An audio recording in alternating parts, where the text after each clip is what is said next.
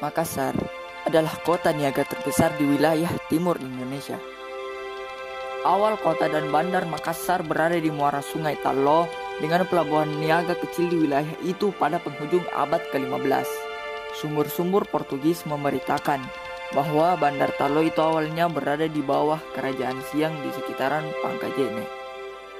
Pada pertengahan abad ke-16, Tallo bersatu dengan sebuah kerajaan kecil lainnya yang bernama Goa dan mulai melepaskan diri dari kerajaan Siang, bahkan menyerang dan menaklukkan kerajaan-kerajaan di sekitarnya. Sejak Bandar Goa dipindahkan ke muara Sungai Jeneberang, disinilah terjadi pembangunan kekuasaan kawasan istana oleh para Ningrat Goa Tallo yang kemudian membangun pertahanan benteng Sombaopu yang 100 tahun kemudian menjadi wilayah inti kota Makassar. Pada masa pemerintahan Raja Goa 16, didirikan benteng Rotterdam. Pada masa itu, terjadi peningkatan aktivitas pada sektor perdagangan lokal, regional, dan internasional, sektor politik, serta sektor pembangunan fisik oleh kerajaan. Masa itu merupakan puncak kejayaan kerajaan Goa. Namun, selanjutnya dengan adanya perjanjian Bungaya menghantarkan kerajaan Goa pada awal keruntuhannya. Hanya dalam seabad saja, Makassar menjadi salah satu kota niaga terkemuka dunia yang dihuni lebih 100.000 orang. Kota terbesar ke-20 dunia. Pada zaman itu, jumlah penduduk Amsterdam yang termasuk kota kosmopolitan dan multikultural baru mencapai sekitar 60.000 orang. Hubungan Makassar dengan dunia Islam diawali dengan kehadiran Abdul Makmur Khatib Tunggal atau Dato' Ribandang yang berasal dari Minangkabau, Sumatera Barat yang tiba di Tallo pada bulan September 1605. Beliau mengislamkan Raja Goa ke-14. Ia mengarangi Dai Manrabia dengan gelar Sultan Alauddin yang memerintah pada tahun 1593 sampai dengan 1693.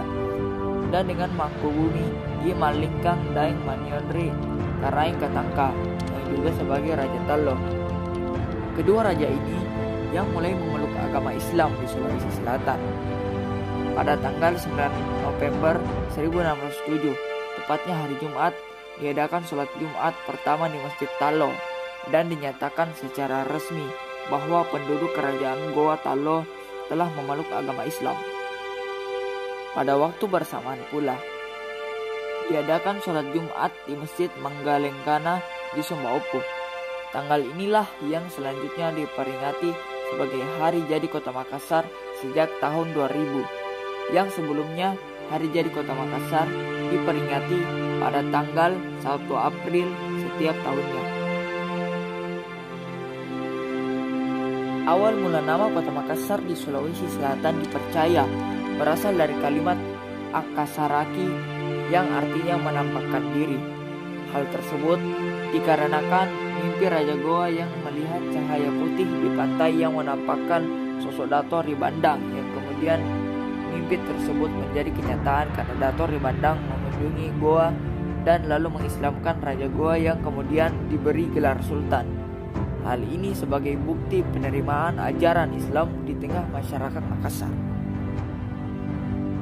Ambisi para pemimpin kerajaan Goa Tallo untuk semakin memperluas wilayah kekuasaan serta persaingan Bandar Makassar dengan Kompeni Belanda atau VOC berakhir dengan perang paling dahsyat dan sengit yang pernah dijalankan Kompeni.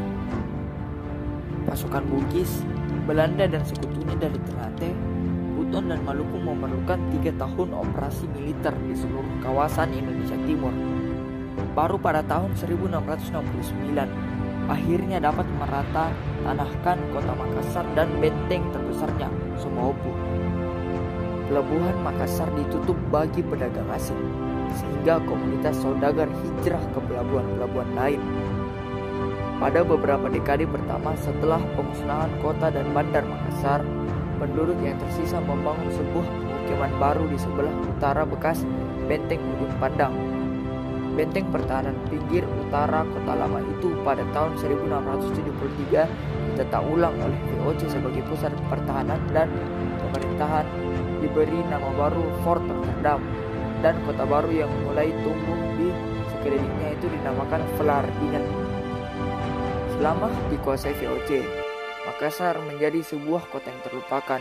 maupun para penjajah kolonial pada abad ke-19 itu tak mampu menaklukkan jazirah Sulawesi Selatan yang sampai awal abad ke-20 masih terdiri dari lusinan kerajaan kecil yang independen dari pemerintahan asing.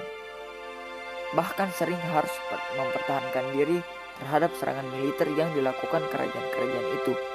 Maka, rempah-rempah tanpa hinterland bentuknya pun bukan bentuk kota, tetapi suatu aglomerasi kampung-kampung di pesisir pantai sekeliling Fort Rotterdam. Setelah pemerintah kolonial Hindia Belanda menggantikan kompeni perdagangan VOC yang bangkrut pada akhir abad ke-18, Makassar dihidupkan kembali dengan menjadikannya sebagai pelabuhan bebas pada tahun 1846. Makassar abad ke-19 itu dijuluki kota kecil terindah di seluruh Hindia Belanda. Joseph Conrad, seorang penulis Inggris Polandia terkenal, dan menjadi salah satu port of call utama bagi para pelaut pedagang Eropa, India, dan Arab dalam pemburuan hasil-hasil hutan yang amat laku di pasaran dunia maupun perahu-perahu pribumi yang beroperasi di antara Jawa, Kalimantan, Sulawesi, dan Maluku. Pada awal abad ke-20, Belanda akhirnya menaklukkan daerah-daerah independen di Sulawesi. Makassar dijadikan sebagai pusat pemerintahan kolonial Indonesia Timur. 3,5 dasawarsa Neerlandika. Kedamaian di bawah pemerintah kolonial itu adalah masa tanpa perang paling lama yang pernah dialami oleh Sulawesi Selatan, dan sebagai akibat ekonominya berkembang dengan pesat.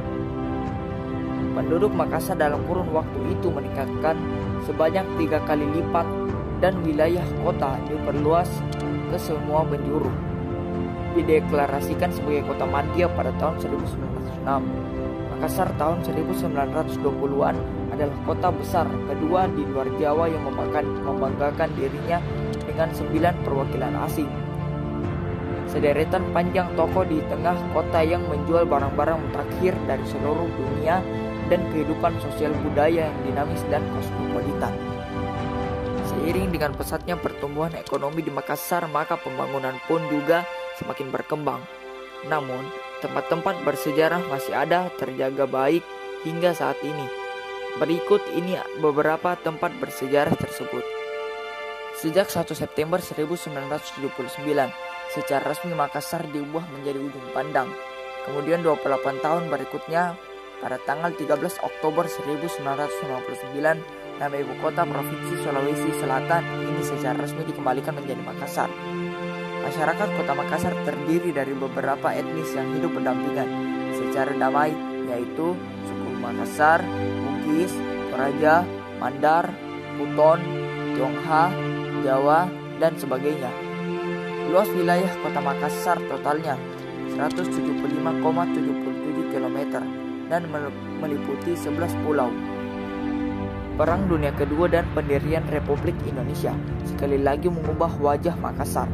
Hengkangnya sebagian besar warga asing pada tahun 1949 dan nasionalisasi perusahaan-perusahaan asing pada akhir tahun 1950-an menjadikannya kembali sebuah kota provinsi.